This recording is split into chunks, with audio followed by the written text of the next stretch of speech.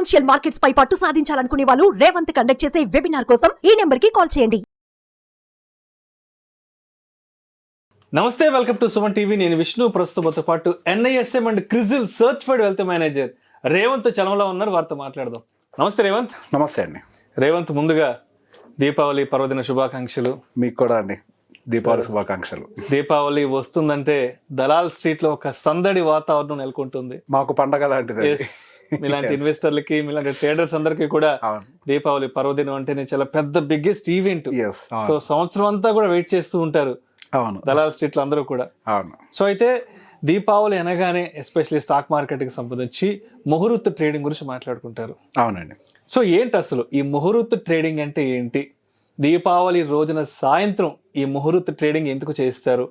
ముహూర్త ట్రేడింగ్ చేసేటప్పుడు ఎటువంటి విధి విధానాలను మనం తప్పనిసరిగా పాటించాలి అంటారు?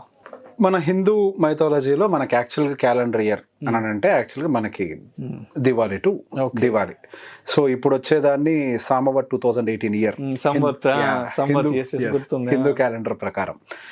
సో బేసిక్గా మనకు ఆ తర్వాత ఏదో మన అలవాట్లు ఈ calendar from December to January XYZ ఇవన్నీ మనం ఫాలో అవుతున్నాం. కానీ సో బేసిక్గా మనం ఏ వ్యాపారం మొదలు పెట్టాలనుకున్నా, లేకపోతే ఏదన్నా బుక్స్కి సంబంధించి చూడాలంటే, అంటే మనం ఆడిట్ చేయాలన్నా కానీ మనం క్యాలెండర్ ఇయర్ని ఫాలో అవుతుంటాం. US వాళ్ళైతే వాళ్ళ క్యాలెండర్ ఇయర్, మనమైతే మన ఫైనాన్షియల్ క్యాలెండర్ ఇయర్.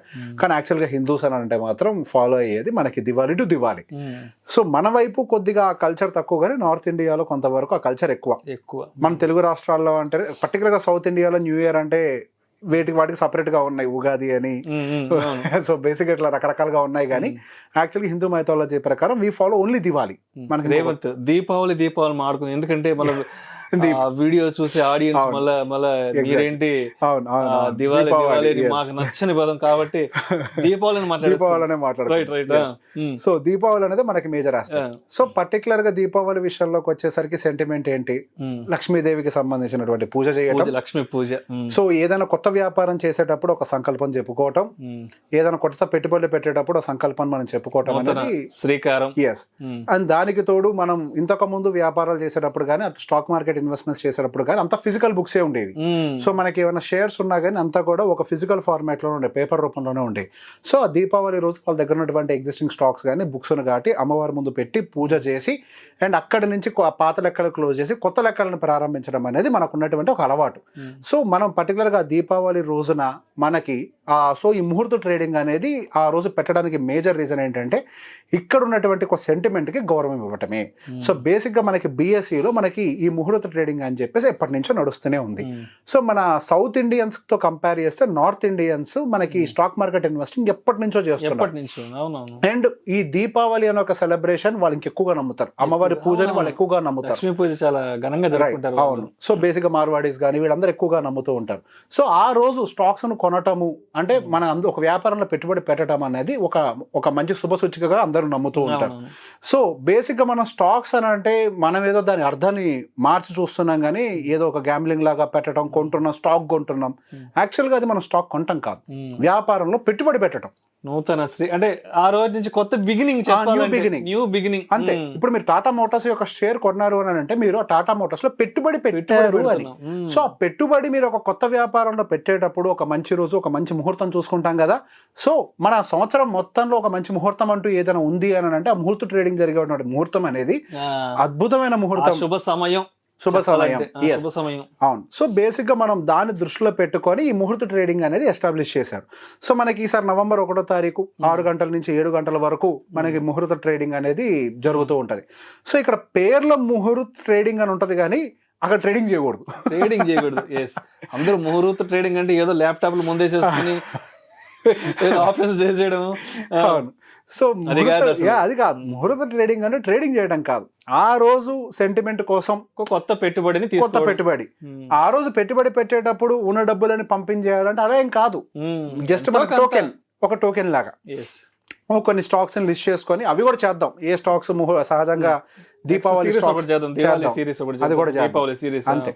అందులో సెంటిమెంట్ కోసం ఏదో ఒక్కొక్కటో 2 స్టాక్స్ మీకు నచ్చిన వాటిల్లో ఎంచుకొని కొద్దిగా పెట్టుబడులు పెట్టాలి. కానీ ఆ రోజు కూడా డబ్బులు సంపాదించాలి అని చెప్పి దూకుడుతోటి తీసుకెళ్లి లక్షలు పోసేసి వేలు పోసేసి కాదు.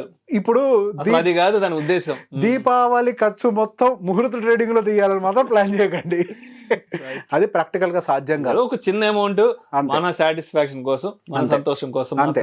ఆ రోజు ఏ కొద్దిగా ట్రేడింగ్ చేసి మీరు డిసప్పాయింట్ అయినా మీ పండగ వాతావరణం అంతా డిస్టర్బ్ అవుతుంది, స్పాయిల్ అయిపోతుంది. అండ్ ముహూర్త ట్రేడింగ్ రోజు డబ్బులు సంపాదించే వాళ్ళ సంఖ్య చాలా తక్కువ. ఆప్షన్స్ ట్రేడర్స్ అయితే ఎక్కువగా డబ్బులు కోల్పోతారు.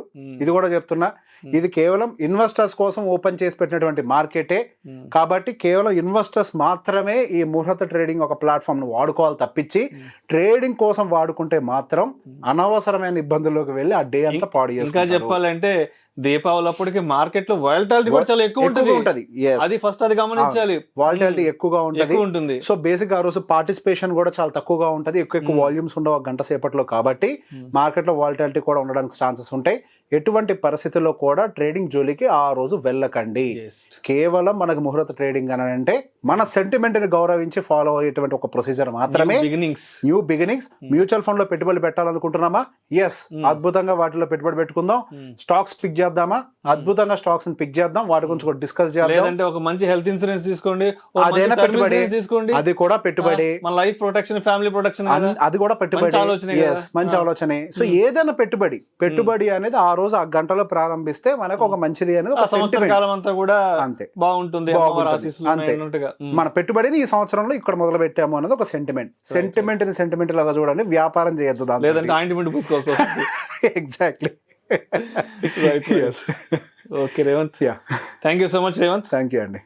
దీపావళి రోజున జరిగే ఈ ముహూర్త ట్రేడింగ్ లో చేయవలసిన విధి విధానాలు, ఎటువంటి పనులకు దూరంగా ఉండాలి, ఎటువంటి ఇన్వెస్ట్మెంట్స్ ని మనం తీసుకోవాలనే దాని గురించి చాలా చక్కగా తెలియజేశారు. Thank you so much. Thank you అండి.